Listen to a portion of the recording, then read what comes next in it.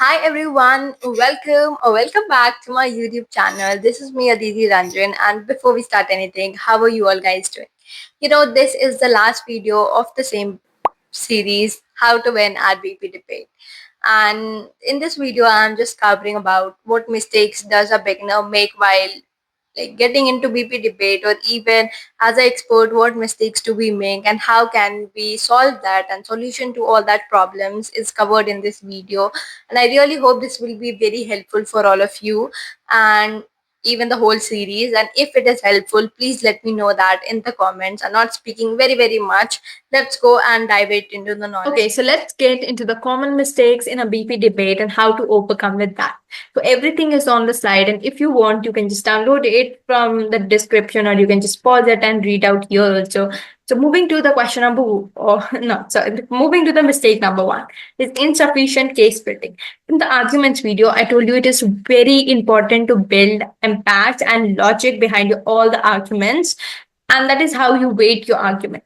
So if you don't weight your arguments, the opposition is definitely gonna feel that they don't weight arguments, and we need to prove the same. So of course the work of opposition is what? To prove that your points does not matter. And if you don't give explanation that your points matter, it's you are making their work simpler. You're making them win, of course.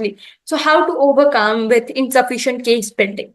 So it's like invest your time greatly into debating and the motion that you are going to debate soon about before the tournament, and also build the layers. I told you in the arguments video how to build layers. Also prepare counter arguments, and also work on different angles of the same debate or the motion, that like social, political, economical, cultural, security, ecosystem. That like so many angles that you can put out and work with that. So that's all. And definitely go through the slide once. Slide two that we have is mistake number two, also poor rebuttals. What people actually make mistake in making rebuttals is they do not actually rebut the opposition or the preposition. What they do is they misinterpret the meaning, or they misinterpret, or it's just they do rebuttal but do not do it seriously. It's like my highly recommendation. If you are debating and you want to rebuttal, either do it full mindfully, full like, okay, I have to rebuttal and do it strongly, but don't just do it just I have to do rebuttal and just you did it. It's just not right way of rebuttal, because if you make rebuttal just like, okay, I listened to the point, I don't feel it's right, and I just said, that's not how you make rebuttals. And if you do such type of rebuttals, there's gonna no marks for that. And even the opposition whom did you rebuttal, they can give you a more stronger rebuttal, and your points all will be invalid. So make rebuttals that are stronger. Like, be mindful about before making rebuttals. And what if you don't make strong rebuttals? What is gonna happen that it just bring inaccuracy into the table, and your position will be definitely lowered if you bring like poor rebuttal. So if you have to make stronger mindful rebuttals, and if you don't, just leave it. Don't do a mediocre work. Never do a mediocre work with rebuttals. Now, key strategies: listen to the debate carefully. Already told you so many times in this whole series, listen to the speeches, listen to the debate of everyone. Even if your debate is over, listen to the speeches, listen what others are saying. And also identify the core assumption, what they're making for the arguments, and also logic. Go for logical rebuttal, or all the rebuttals that I told you in the same series also. And always demonstrate why your point are much better, even if theirs are right. So that's how you make good rebuttals. Mistake number three is rambling and lack of structure.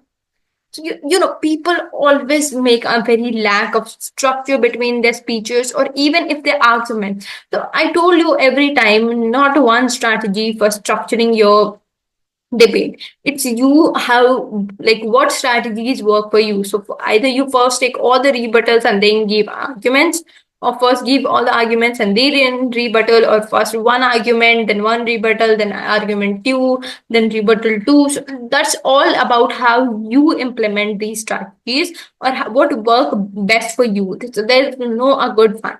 And also, like, that frustrate the judge if you're like rambling things up one by one. Like, if you're repeating the same thing in different words, it's gonna frustrate the judge, and obviously you are not gonna get marks for that, because in the end of day, our main motto is to impress on the judge and like pull it out that we are the strongest player and we know what we are speaking and have confidence on that. But if you do like a rambling thing, it just frustrates the judge, and you are never gonna get the first or the second position, because you are not introducing something new, something creative, or something smart. What you are doing is just repeating, and repeating. So be mindful about that. Add smart things, add clear things. Do not ramble one thing in 10 different languages. That's not feasible. Mistake four is ignoring the burden of the proof. Now, what I mean by burden of the proof, I already told you, burden is the role that is given. So, as a PM, my role is to like set the debate. So, do not forget to do that. So, this is like an essential task that is given to you by default, and you just have to prove that. And common pitfall, neglecting everything. You don't have to neglect any role. So as a prime minister, my duty is to introduce the debate. So I will introduce the key terms, I will introduce the stakeholders for the whole of the debate, and if anybody wants, they can add extra to it. So like in the extension, I told you that you need to add a new stakeholders. You remember, I hope. So the basic stakeholders that you implement, basic motion you introduce, what perspective you're debating on, these are how you set the debate. So how can you address that and clearly identify what your team needs to prove focused arguments on fulfilling the criteria demanded, support claims with relative evidences, thorough analysis, and example. Show policy, workability, benefit, and feasibility when proposing a new action. So that's how you make like a good argument, or even the burden of the proof, that show that just speak what your team needs right now and focus on better arguments and support claims. Also evidences, stats, or examples, everything counts in that. So never ignore the burden of the proof, and that's also in the introduction video. Or so if you have any confusion, you can watch that. Now, taglines without explanation. You remember in the extension or the argument in the both video, I told you to make a tagline for that, for your argument, so that can like be a hook to attract the judges or all the other members, and can give you a confidence because everybody is listening to your speeches. But if you give a nice tagline, like let's say in like indivisible victims or invisible victims, such thing. And I do not explain that. What is the meaning of saying a tagline? So this is like one of the most common mistakes that people make. Say it and then mean it, then matter it and tip. Assume the judge has no prior knowledge. I think that's the best knowledge anybody can give. Assume that the judge is a 5-year-old kid and you have to explain him or her everything. That's a go-to tip that anybody can give. Is just assume that you are debating in front of a 5-year kid and you have to explain him or her everything. So just like say a tagline, you said that, now mean it. What I mean by that. So explain the reason and logic behind your point or the tag that you have given. Now matter it. So like demonstrate why this argument is important and have an impact on the debate. So just put a lot of still a lot of explanation to it. Now, the thing is six. The mistake number 6 is failing to engage with the model. Neglecting how you propose solution or policy would realistically function, undermining credibility.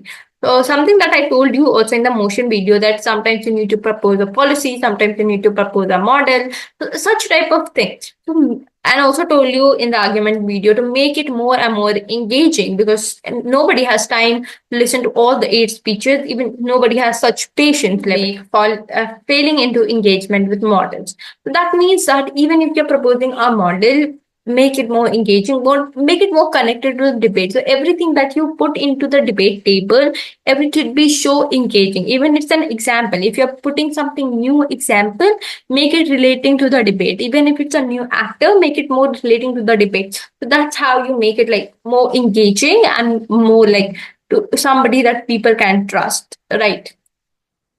Mistake 7, being overly aggressive or disrespectful.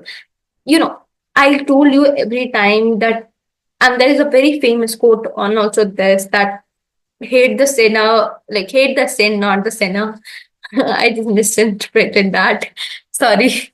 But what I mean is overly exaggerative or like disrespectful, that, you don't have to give a personal attack to somebody. You have to debate or you have to argue upon the arguments, not the people who made the argument. So you don't have to blame the speaker of the argument that, okay, man, you are wrong or she's wrong or somebody is wrong. No, no, that's not a way. And please don't shout in a debate. That's not a moral ethics. Everything that every time that you see on news channels that are not any kind of debates that are happening. So please do not shout to anybody in a debate. I know this is very basic, but as a beginner, it is very important to understand. Like, don't use any like bad languages to with anybody, because that's just not fair. Like you, and if in a debate, suppose you are winning and I started abusing you, that's really not fair. You will not feel nice. So how can you assume that when you do, somebody else will feel it right? Right. So address only the idea, not the person presenting them. Maintain a respectful and a professional tone throughout. Even if you're losing, be grateful for that. Express disagreement politely and constructively. Focus on building your arguments, not tearing down opponent personally. So you don't have to target the like person personally. You have to target the what presenter, what do they present, right? You don't have to actually knife them. You have to knife the argument. Question number, why I'm saying all the time question? No, it's not a question, it's a mistake. The mistake is not listening to the POI. Listen to the POIs very carefully. I know that will be really, really crazy, and I don't have words to explain. This series was actually very new to me and very close to my heart. And thank you so much for all the supports that you have shown out here. And there are so many great things coming up further. So be active on this channel. I would love to share so many things with you all.